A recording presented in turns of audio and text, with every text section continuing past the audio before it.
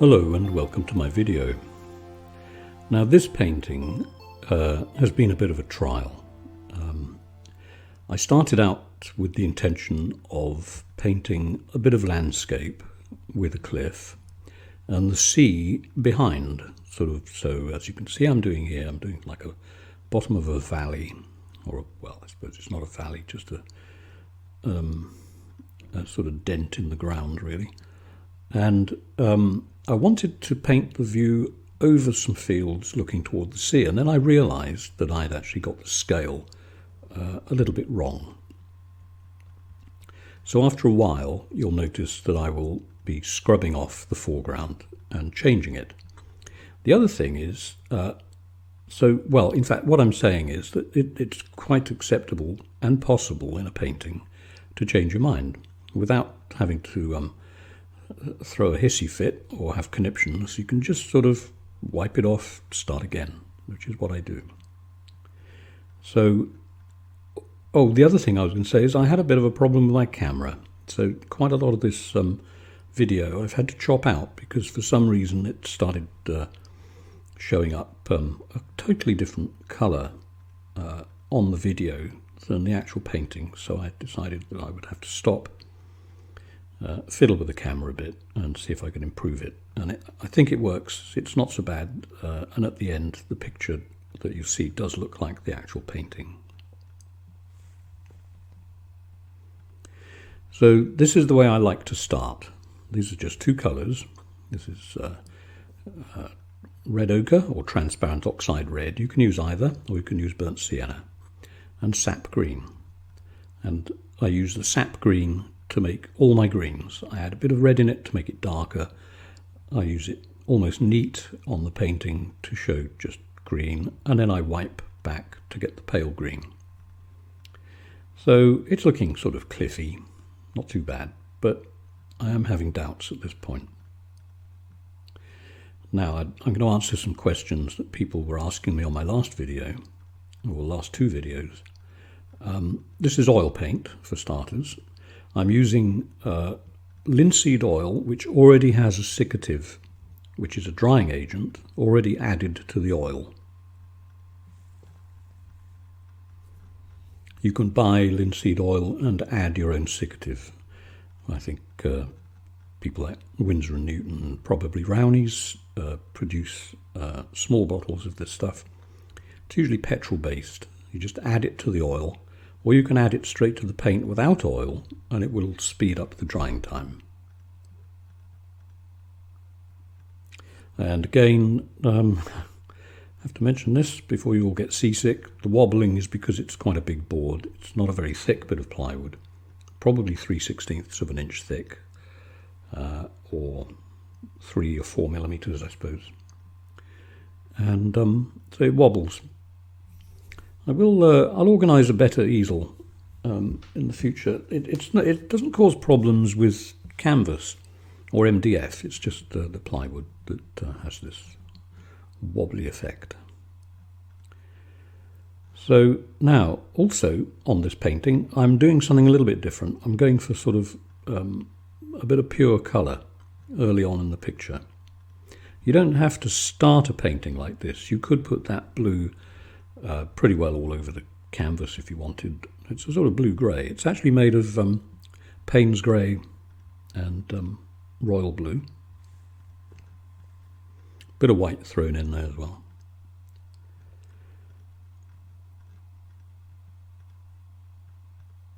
And this is a hardware store bought brush, which I thoroughly clean when I finish the paintings, makes them last longer. I got told off in one of my other videos for saying that the brushes were so cheap that I just left them and bought new ones. So I've stopped that practice now and I do clean them. So this is at the top. I'm just adding a little bit of almost pure Payne's grey. And excuse the hole.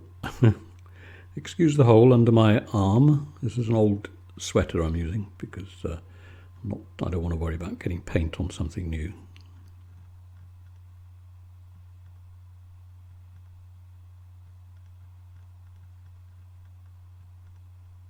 I've added a little bit of oil to this paint, not a lot, I mean enough to make it mobile without dripping.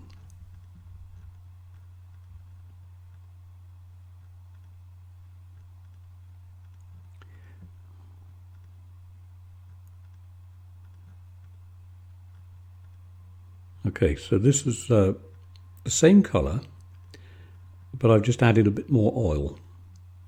And when you do, you see I went over the cliff there with that brush stroke. It doesn't matter because I'll be going over the cliff again. And even if I wasn't changing my mind on the painting, I would still do that because it gives a better join. So it'll make it much a sharper connection between the horizon and the cliff when I wipe away that bit of sea colour that's actually gone onto the cliff.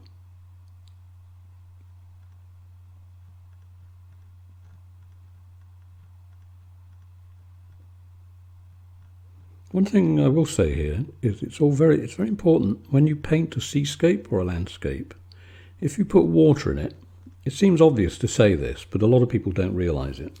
You must have your horizon horizontal, hence the word horizon. There's nothing worse in a painting of water when it appears to be going downhill. It just doesn't do that in real life, and it's to be avoided. Looks unprofessional. So, as usual, I'm sitting here watching this play out as I add the commentary. I'm not talking as I'm painting.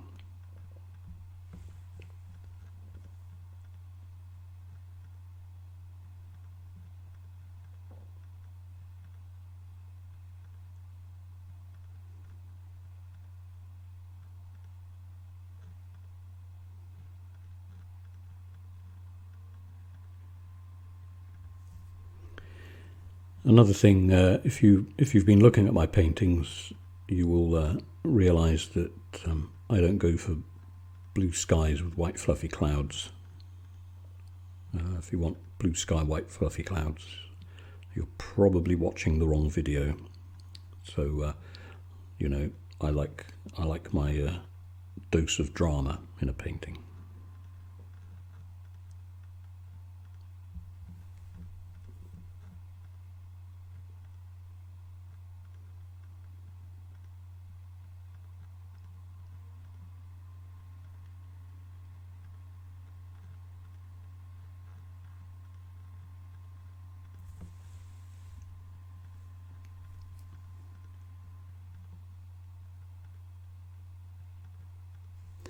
What I'm trying to do there on the horizon, by the way, is I'm deliberately trying to make it a bit soft and fuzzy, so that later I can, when it's dry, I can put a fine white line across as if the sun is just catching the horizon line. So now here I'm obviously painting a little bit of cloud. I'm not being precise. And I wouldn't at this stage of a painting, I wouldn't try to be precise. I'm just sort of getting down the general colours and tones.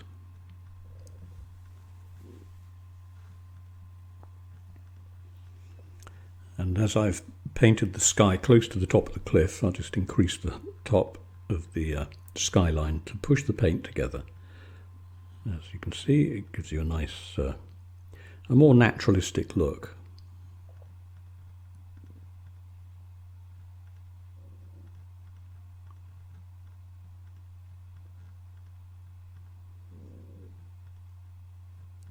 This is the reason I'm painting this seascape, by the way, is because several people have asked me to.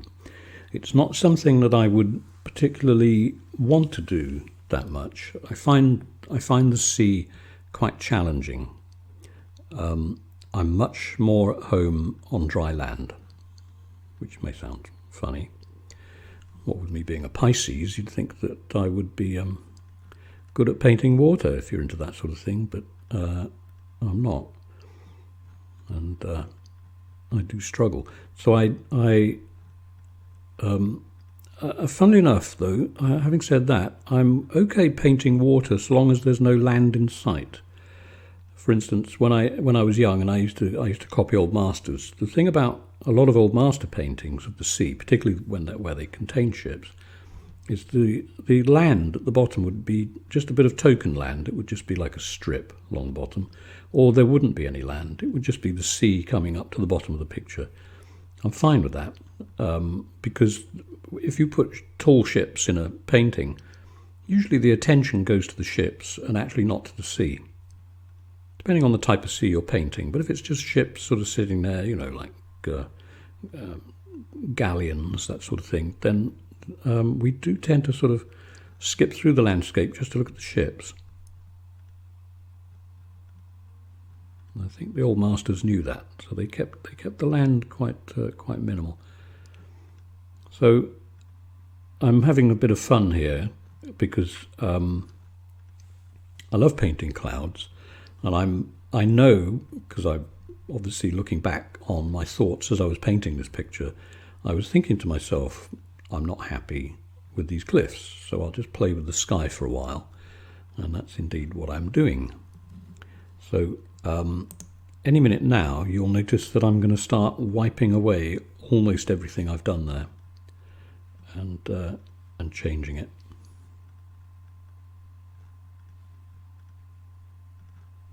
Okay, so there we are. That was the turning point. I suddenly decided I didn't like that, so I thought I would try something else. And this is an image that I've had in my head for quite a long time, and I think it goes back to my college days. The cliffs that I'm painting now are a lot more grand than the cliffs which were just along the coast from where I went to college, at a place called Holywell on the edge of Eastbourne. If you know the UK, or if you're English, you may know that just along from Eastbourne, heading towards Brighton, in other words, heading west, there's a place called Beachy Head, which is an extremely high cliff with a lighthouse at the bottom. But before you get to there, there's a place called Holywell. So this is the edge of Eastbourne, and then these cliffs come down a similar shape to that, but they're much lower. These are quite enormous cliffs I'm painting, but I'm just sort of, you know, fantasizing a little bit here, just making it up as I go along. Now, the cliffs aren't going to be green, so you may think, well, why is he painting it green? Well, the reason is because I want some green to show through, because you will get sort of mould and grass and stuff like that on cliff faces. And the colour will change. So I thought, rather than paint little fiddly bits of grass, this may sound completely crazy, but I would rather leave the green on there, let it dry off a little bit, hence the siccative in the paint, and then work over. So this is a few hours later now, and as you can see, I'm using a square-edged palette knife and just scraping down through the green to get to the white below. I'll also be adding Payne's grey into the green, and that'll give me a nice bluey, grey, misty sort of effect, particularly on the cliffs that are furthest away from us. And this sort of palette knife is ideal for this sort of shape. And here again, of course, I've forgotten. I've got in the way. Sorry about that. I was trying to make a big effort in this video to keep myself out of the way of the camera, but I do get a little bit carried away. So here we are. If you've ever had trouble with cliffs, I recommend you try this approach. And it would work also if you were actually copying a photograph or copying a view that you know, because it just, you know, it's the nature of chalk. It tends to be in sort of quite angular slabs. So you can get a really quick effect using this method.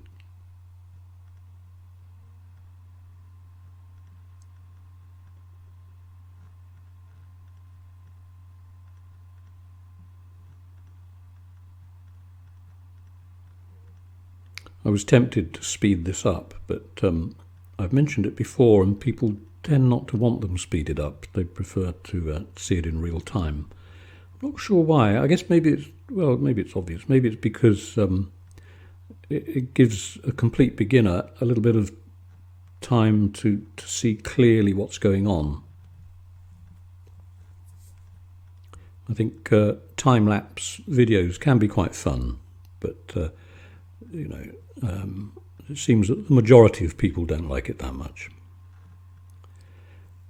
Now, looking at the cliffs here, you see that already I've started to try and make the cliffs look as though they're receding by scraping away a little bit more paint, and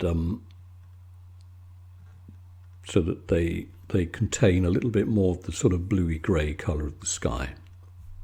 So it's quite a good little trick, that, for getting a good bit of perspective reasonably quickly.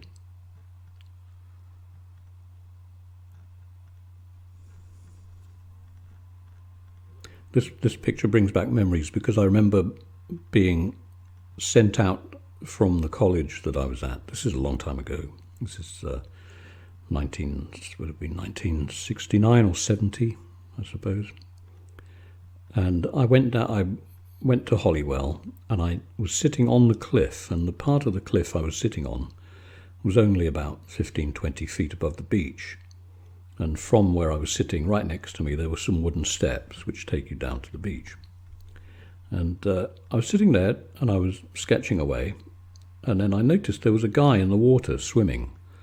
And he was completely oblivious to what was going on. It was summer, and around the British Isles we don't get many sharks. I think there's been a few more lately. You get them off the Cornish coast, down in the southwest of England, but right along the English Channel you don't see many. But this particular day there was a shark, and it was what's called a thresher shark, totally harmless. They look pretty serious, but I'm told they're completely harmless. So I looked down, and there's this guy swimming in the water, and between him and the beach this shark appeared, and it was quite long too, a fair-sized shark. And I thought, good grief. So I shouted, "Shark!" And he looked up at me as if I was insane, and then he realised what was between him and the beach. And I have to say, I've never seen anyone move so fast. He jumped over the tail end of this thing. And I'll get back to it in a minute. You notice there the colours changed. This is the camera giving the true colour now. It's something happened in it, and you may have noticed that. Anyway, back to the shark story. So this guy jumped over this thing, came tearing up the beach, sat down next to me, and immediately burst into tears. I said, well, it's all right. It's you didn't get eaten. And he said, yeah, it's just shock. And he was absolutely bawling his eyes out, poor chap. And it's the only time I've ever seen a shark actually in the sea. I'm sure some of you from various parts around the world will have seen sharks, but that was quite something I've never forgotten anyway. Needless to say, he didn't go and swim anymore. He decided that it was time to go home. So anyway, and I don't blame him. I've never wanted to be food. Okay, so now I'm putting in quite a yellow colour there. This is yellow ochre with a bit of cadmium yellow thrown in. And this will change dramatically again later. I'm putting in sort of a few light spots really so that I can then add contrast a bit later on, and just leave the light bits clean rather than try and make it all completely dark and then put light bits on top, which could get lost in the paint because they'll just mix in too much. So I'm sort of working the other way around. I'm a great believer in, as you paint, you must have the ability to change your mind and change your approach. Not everybody can do this. It takes a bit of practice. You've got to paint fearlessly. You mustn't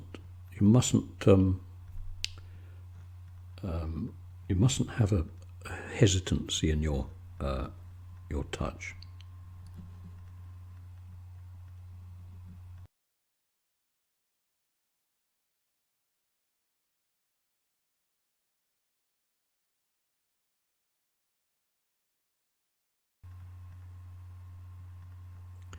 there are times when I paint pictures like this, and I sort of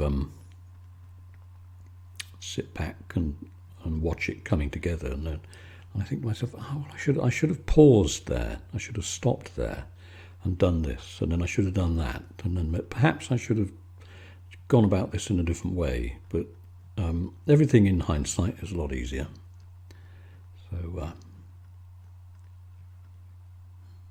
you just have to, you've got to be flexible, stay loose and stay flexible.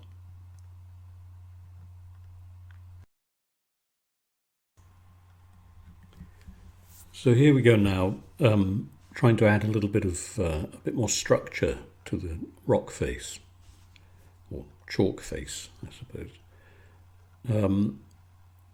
This is, I don't know what it is about this style of painting. It really sort of feels right to me. I suppose it could be something to do with the speed. I like an instant effect where I can get it, and I'm sure a lot of people possibly feel the same when they're starting out. They like to just know how to be able to paint, but unfortunately, it's one of those things you just have to practice, and I can't emphasize this enough. You've got to work on this thing where you condition yourself before you start a painting to be brave. You know, I mean, what's the worst thing that can happen? It goes wrong. So what? It's just a painting. Just wipe it off, start again.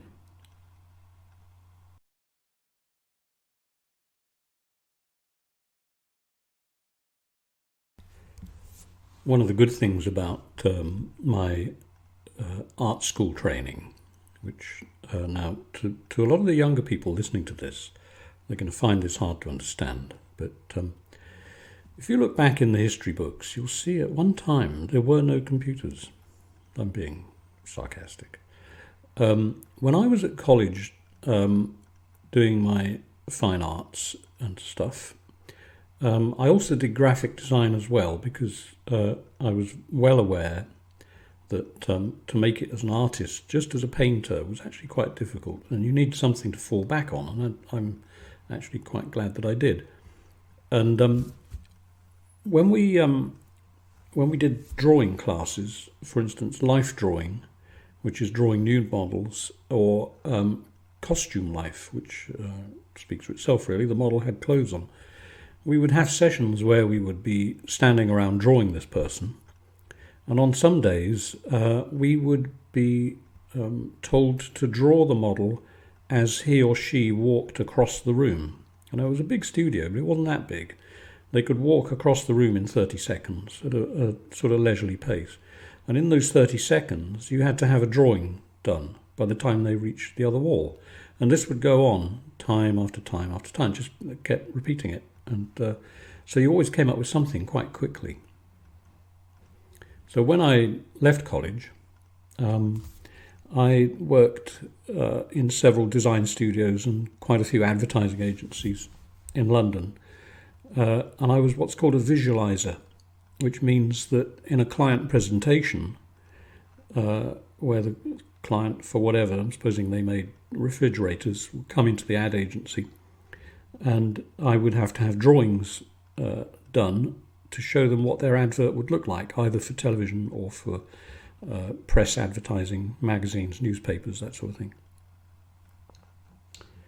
And sometimes I had to stand there in front of these people and actually draw the adverts as people were coming out with ideas on a whiteboard. So yeah, no computers. It was all done on the fly, fast as you could do it, and we used this new modern invention which hadn't been around for long. I think they had really appeared when in my last year at college, and that was a thing called the felt pen. And to us then, that was quite a revelation, because when I started college, we were doing designs with coloured pastels. So yeah, real high-tech stuff. So back to the painting, you'll notice I've put a bit of light behind the cliffs, and also I'm putting a nice bit of red there on the horizon. That will stay right to the end of the picture, but it'll be muted down. It won't stay as a streak, obviously. So. There we are. Now this is actually almost one of those stages in the painting when I wished that I'd almost stopped. Oh, and I think I should explain those dark spots on the what will be the beach. I was putting those down because I thought I might need some shadows for rocks on the beach. But then again, I changed my mind, and I probably won't add them until the next video, which will follow this one. Now, this is going to be a long video. It's an hour. It's going to take a long time to upload. So those dark spots will disappear. And I decided to just paint the beach, make it really dark in the foreground, which you'll see later. And so those spots are actually irrelevant. So back to the sky again. Now, what is it about a dramatic sky? I don't know what it is. Maybe it's, I don't know. Well, I don't know. If anyone's got any ideas, please let me know. But I just love dramatic skies. I don't know why. When I was younger, I used to go out and stand in thunderstorms. I think I'm really lucky to be here.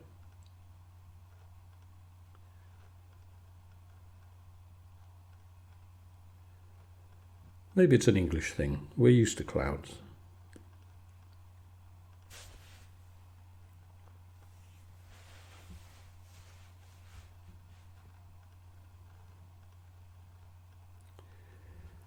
So, as I've said in my, I think not my last video, maybe the one before, I don't know.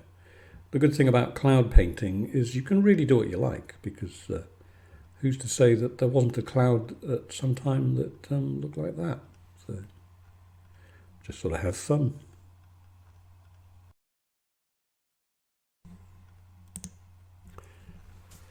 There will be a follow-up video for this, because I thought, well, an hour may be at the limit of people's concentration. I don't know, but well, in fact, if you've got this far, I'm very impressed.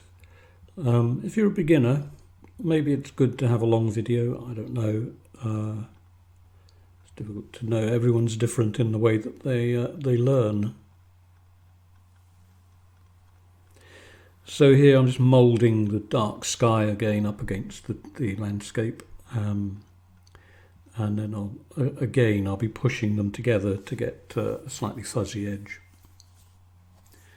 And here is my cleaned pasting brush. It's a wallpaper pasting brush. And I'm now going to skim that over the sky and just soften it down a bit. So I'm barely touching the paint. This is paint with a little bit of oil in it, not much. If there was too much, it would just be wiping the everything off. So I'm hardly touching it, just enough to blend it and spread it around a bit.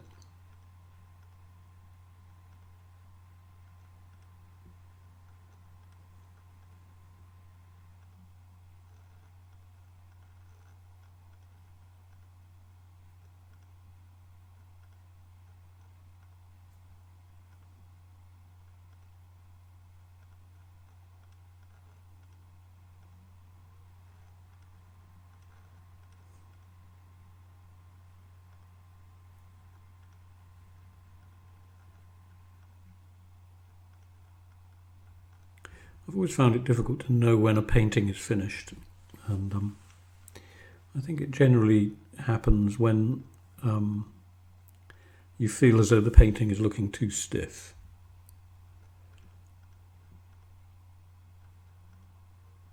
It's actually quite a difficult decision to make. I've got some paintings here lying around that have been here for years, and I keep looking at them and thinking, I'll finish that one day. I'll get round to it.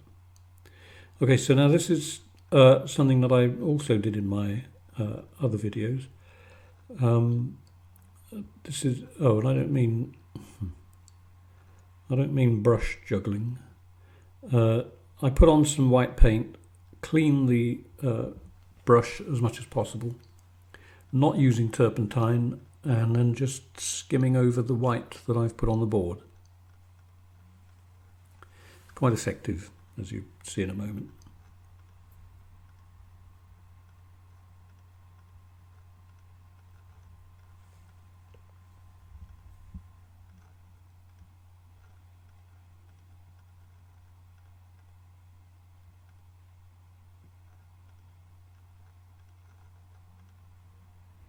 You know, the hardest thing about these paintings that I'm doing, particularly on one this long, is knowing what to say, because I often think that the best way people learn is just by looking. I suppose I'm talking really, I suppose, for the complete beginners. A lot of you who are interested in painting, what I'm saying will seem really obvious. To people who are new to painting, maybe it'll be of more use, because you can clearly see what I'm up to.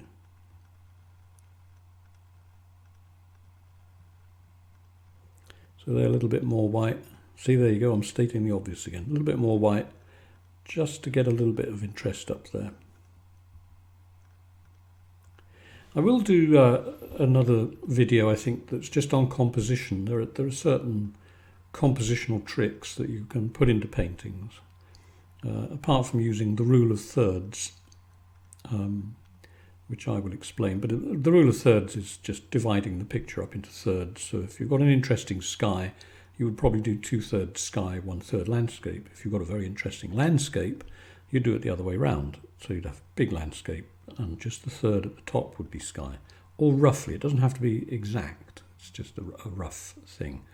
But also using shapes in your painting that are a little bit subliminal, like triangles. Using a triangular shape, like in the sky, to point down to the landscape. So that when we back off this painting a little bit, at the end, you'll see that the sky comes down from the top right down to the top left, and the sky goes up from the sort of middle area behind the cliff up at an angle to the top left. So that's actually making a triangle to push the eye down to the cliffs. In the follow-up video to this, I'll be doing more work on the actual cliffs.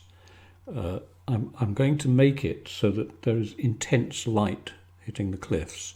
The foreground will be even darker than what you'll see at the end of this. I will be darkening it, but you see now where I'm putting these white highlights on the edge there. That's for the future painting. That's for the it's almost like a reminder to me, but I'm picking out the highlights that will stay right until the end. The other thing I might do also on the sky, I may add a bit of pink to the clouds, and then I will use that reflecting down onto the cliff later as well. So it'll warm the picture up a little bit. So again, this is painting the illusion of detail.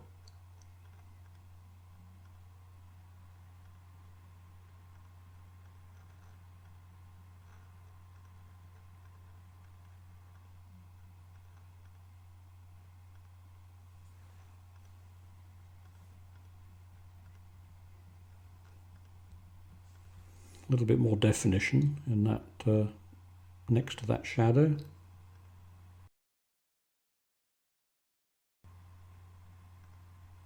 As I sit here watching myself paint on the screen, my email keeps popping up and telling me things about my other work, which is book design. And I design on average, I don't know, it's around 20 books a month. Slightly quieter this time of the year, but in the summer it goes up quite dramatically. And I've been doing this for quite a long time now. And I get messages popping up on my screen telling me to move a full stop or move a comma.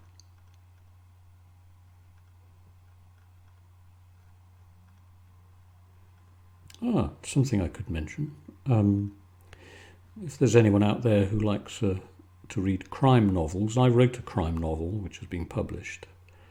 You can get it on, you can get it on Amazon, but you can also get it through the publisher, which is called John Hunt Publishing. This is a UK company. I'll put a link in the box under this video at the end, if you want to go and look.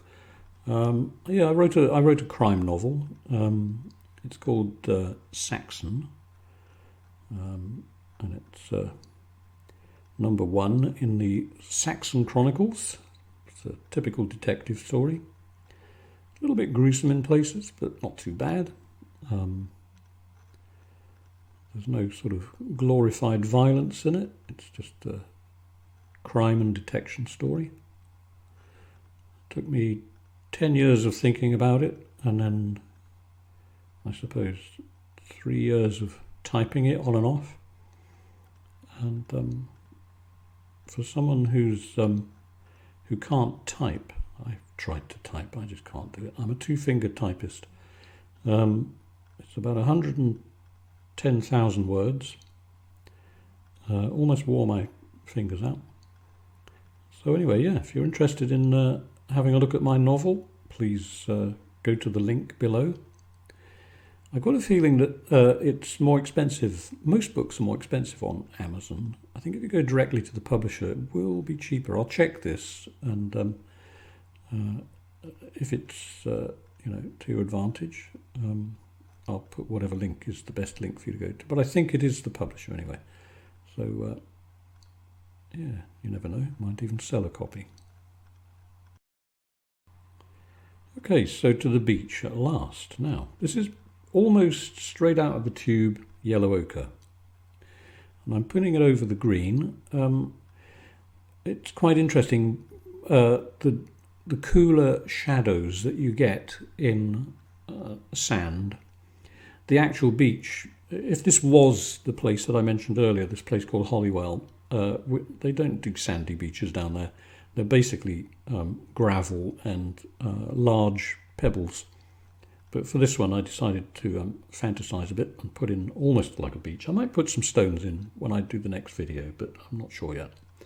So yes, if you have a bit of green underneath your sand colour, it's quite good, because any shadows that there are in the sand, it cools them down. It makes them look more shadowy.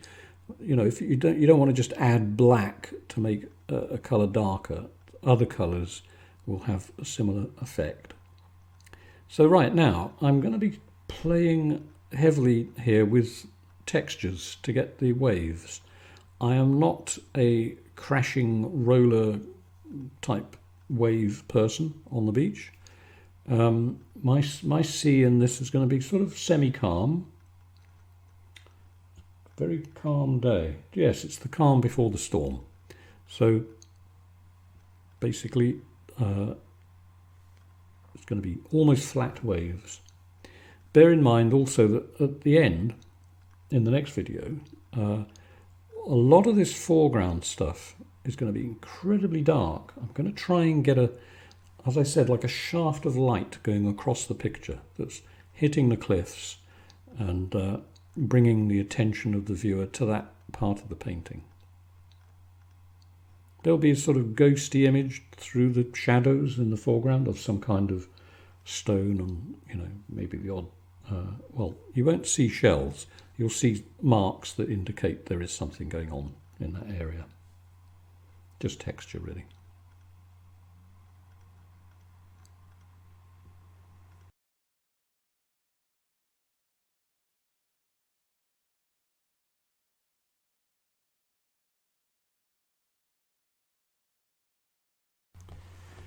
So here we come to the beach part.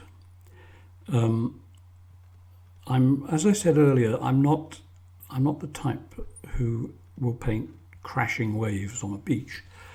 It's not something that particularly interests me. There are people who are much better at that than I am, so that's another reason why I've gone for quite a calm sea. So I'm just putting in sort of, I suppose you could call it the wash, on a very calm day where the sea is just gently lapping up onto the beach. So to do that, not difficult, as you can see. I'm just using a colour that's like a transition between the beach colour and the sea, because obviously the sand or gravel on the beach does mingle with the water a little bit. And I'm trying to keep the brush strokes for that part as clean as possible. I wouldn't normally blend quite so much of this in a painting. That's why I like to concentrate on landscapes with foliage, because I like the texture. So this is a little bit bit unusual for me. And you've obviously got to keep your perspective in mind. Bigger brush strokes down at the bottom in the foreground, smaller brush strokes in the distance. A little bit of dark in there. This is Payne's grey mixed with royal blue. And I'm just sort of adding that as a slight contrast to the where you have the shallow water and then it becomes deeper. This is all wet on wet, as you can see. If I decide I want the shadows to be even deeper at the end, I would leave this to dry for a few days and then work over the top. But for this now, I think I'm almost at the point where I'm thinking I should probably cut the video down a little bit. As I said before, this is over an hour long. I don't know if anyone's actually going to stay with me this long, but of course you can always skip through the video and see the end result.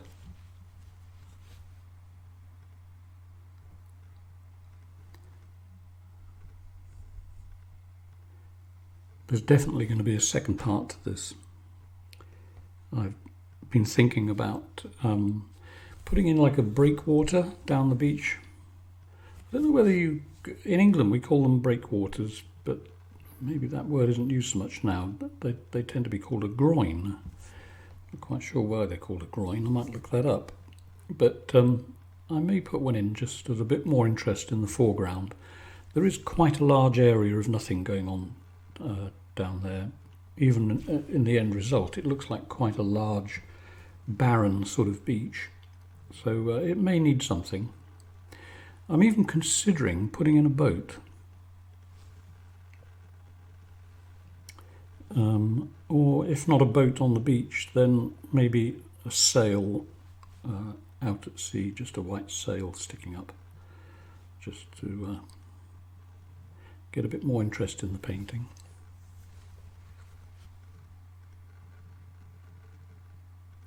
This is where you, another place when you're doing this sort of thing, where you've got to be a little bit careful that you don't overdo it. I don't want it to look fussy.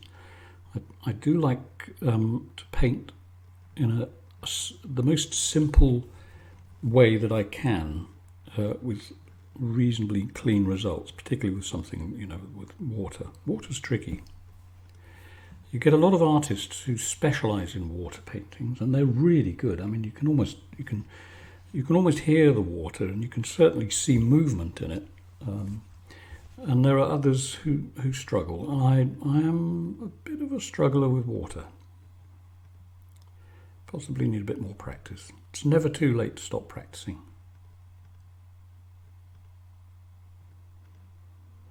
This is a little fan brush I'm using here. These are great, these fan brushes.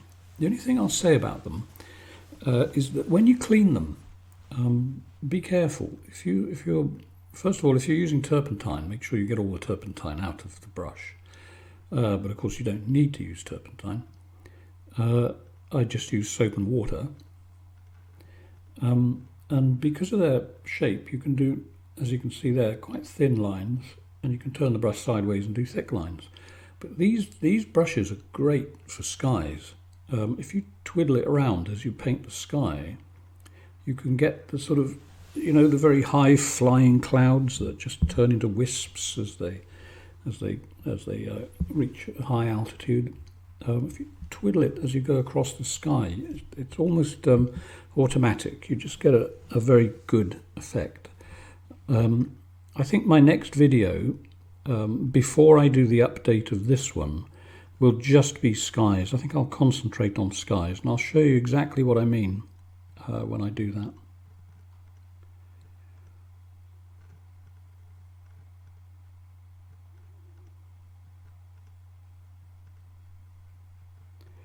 So I'm getting a little bit further away from the viewpoint in the picture in a moment, where I paint the sea up under the cliff in the distance there.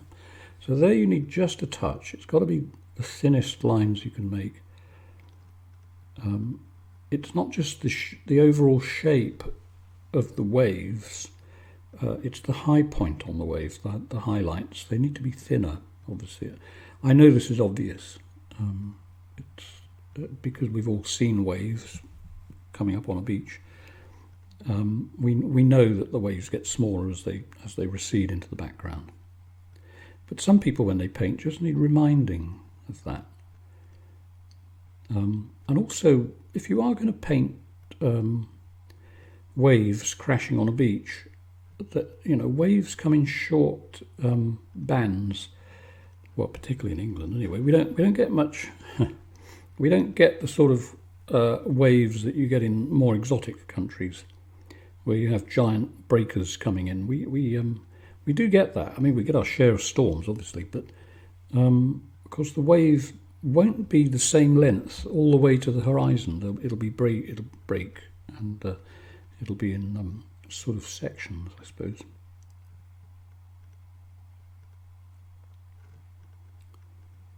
Again, back to the extreme distance.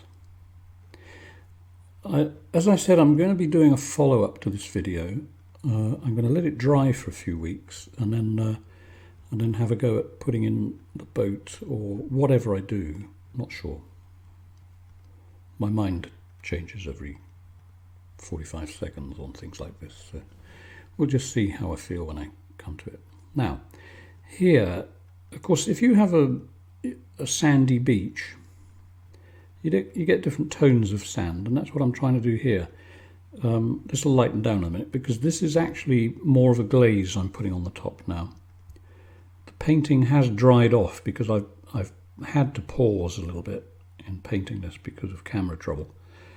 I think I've got the exposure worked out a lot better. It's not fluctuating so much. So in the meantime that with the time I took getting the camera to work, the picture has dried a little bit, so I can put a glaze on, and then without it disturbing the paint underneath.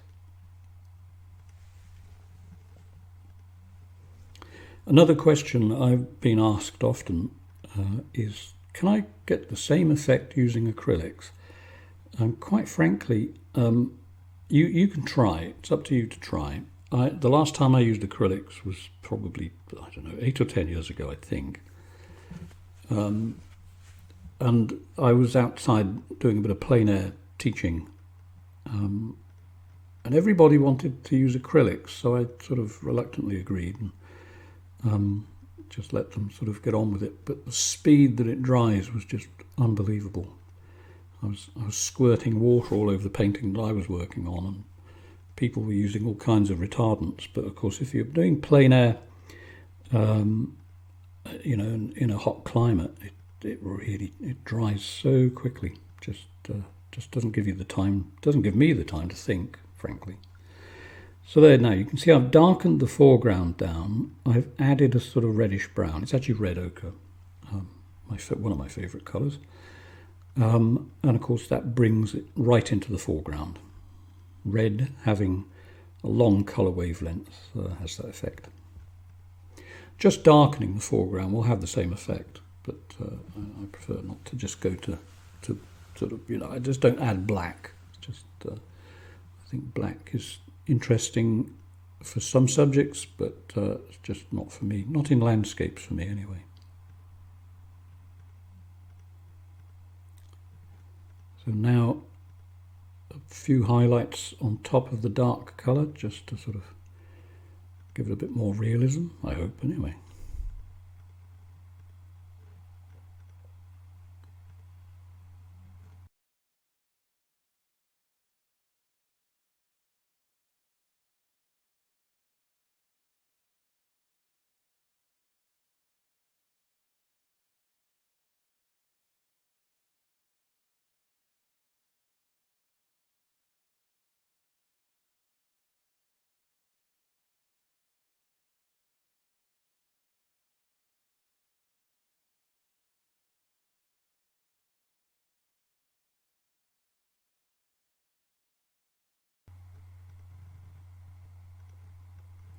one thing I try to avoid in most of the paintings I do, and that is hard transitions between one surface and the next.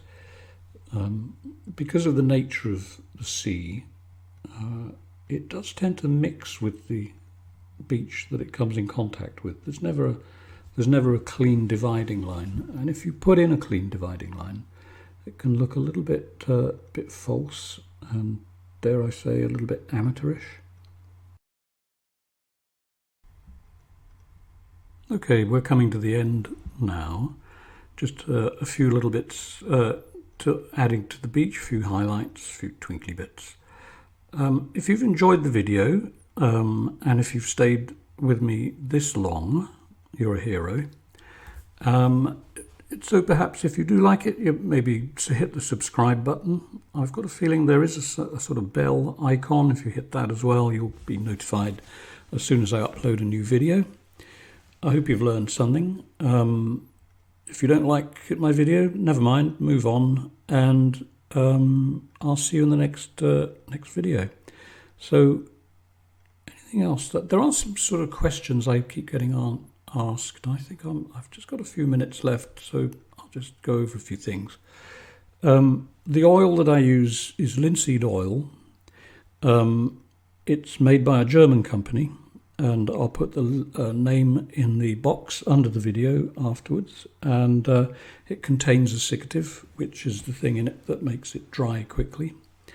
The painting is usually touch dry by the following morning, after about 15 hours, I suppose. Anything else I need to say? I think I covered what happened with acrylics. Anyway, I'll be uploading a landscape in a few days. I'm probably going to paint it as soon as I finish editing this video, and it'll be much shorter than this one, so you won't have to go through all this again for a while anyway. So there we are. Another thing I'd just say quickly, if you don't think you can paint, you're wrong. You can. It's just a question of practice. So keep at it. Thanks for watching. See you next time. Bye.